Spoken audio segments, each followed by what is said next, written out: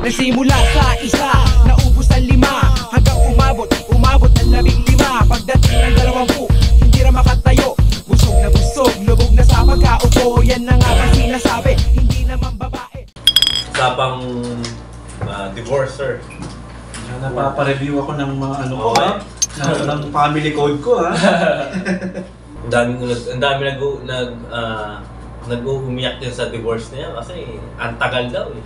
Yung annulment, wala namang pag-asa yan. Ang ginagawa nila, nagko-convert sila to Islam. Tol. Kasi mas may linaw doon eh.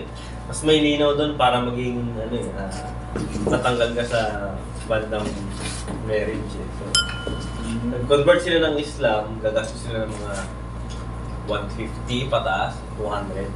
So, clear na yun. So, yun ang technique dito sa Pilipinas. Or, kung hindi magano'n well, hindi rin naman yan totoo.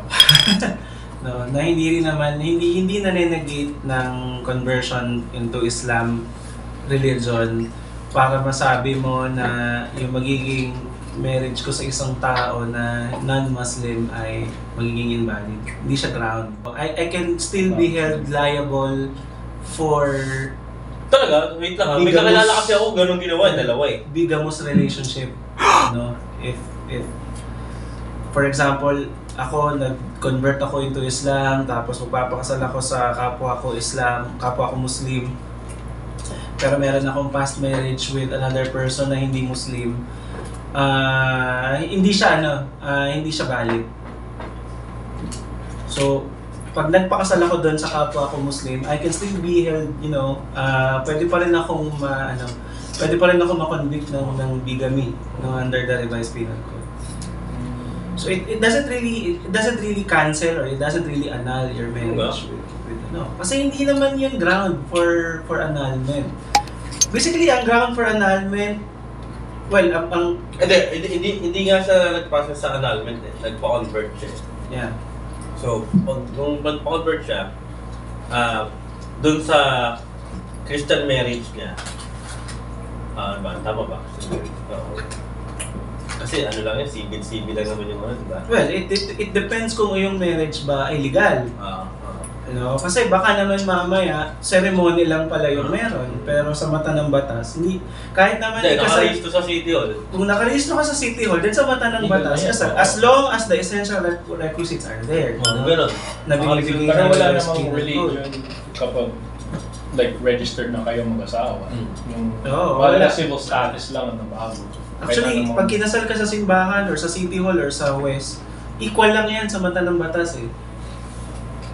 Ang ground for nullity of marriage is psychological incapacity, fraud, meron bang force or intimidation, may parental consent ba kung kinasal sila during the time na 18 to 21 years old. Yun ang mga grounds for nullity of marriage. Or baka nagkaroon ng, or pwede naman ang kasal voidable pala.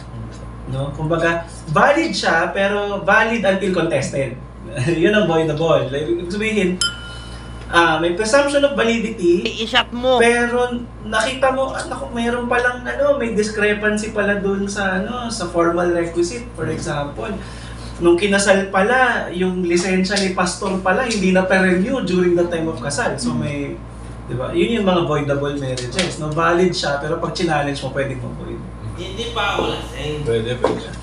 So, ganun siya kinaklasify ng family code. Yeah, I think yung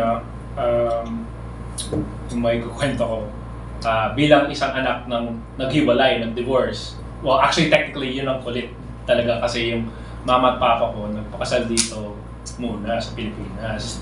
Tapos, US citizen kasi yung tatay ko.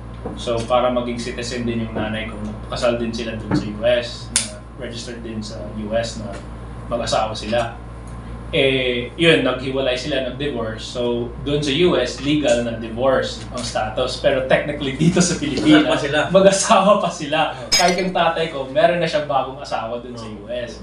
Pero hindi sila nagpakasal dito, obviously. So, sa paper, sa batas, yung mama at papa ko, mag-asawa pa rin dito sa Pilipinas. Pag dito sila. Dito, Pero yung masasabi ko, dun sa kung magkaroon tayo ng divorce dito, ako, sang-ayon ako doon na dapat may ganun. Mga iba't ibang dahilan, yung una, dahil nakita ko sa nanay ko, maigi talaga na nakipaghiwalay siya sa tatay ko kasi hindi talaga tama yung pagkakataon ng tatay ko, magulo yung marriage nila. So talagang kailangan terminate yung pag-asawa nila. Yun ang maigi sa nanay ko na dahil nasiwa sila, nagawa niya yun at nakuha niya ako full custody. Pero dito sa Pilipinas, kung hindi ka dadaan sa annulment, wala kang pang-budget sa ganun, edi hindi ka makikipaghiwalay, legally speaking.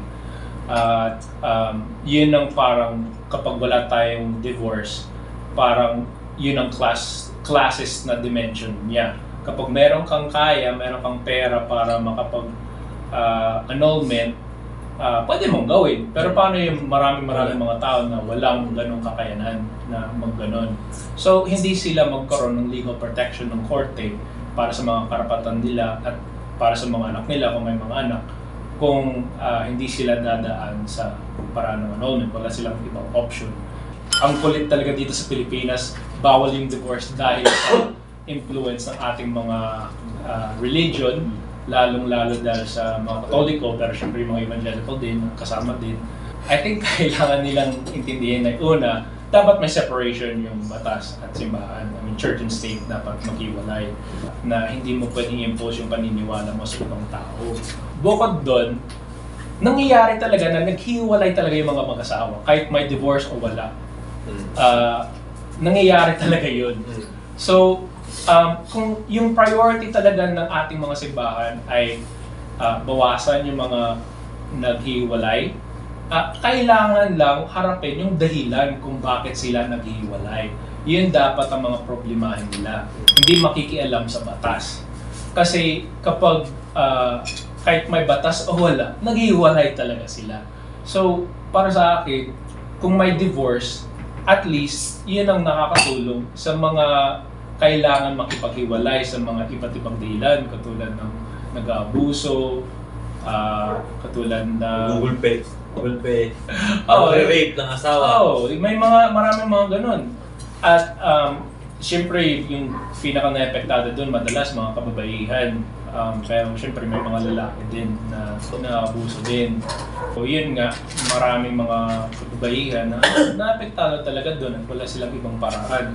At least, like nakita ko sa US, pag may paraan para mag-divorce, magkaroon ng protection yung mga kababaihan kapag inaabuso sila or anuman, may paraan sa korte para maprotektado sila, magkaroon sila ng mga karapat-dapat nila at mas maging maayos yung kalagayan ng mga anak nila. I mean, sana. Hindi naman perfect talaga yung sistema ng korte, pero at least may paraan. Dito wala. Kung hindi mo kaya mag-annulment.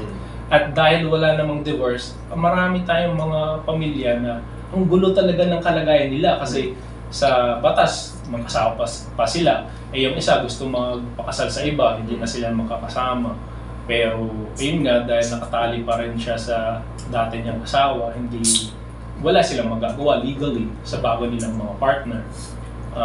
And yun ang mahirap din na hindi na sila makakasama, naghiwalay talaga. Pero dahil sa batas na mag-asawa sila, hindi sila pwede magkaroon ng bagong asawa. Kahit mayroon na silang live-in na partner, kahit may anak na sila, yun ang mga iba din na epektado din. Based sa karanasan ko at mga nakikita ko, mas maigi kung may divorce tayo para mas maging malaya lalo yung mga naabuso or yung mga nasa isang masamang kalagayan sa kanilang asawa at wala silang kakayanan para mag-annulment.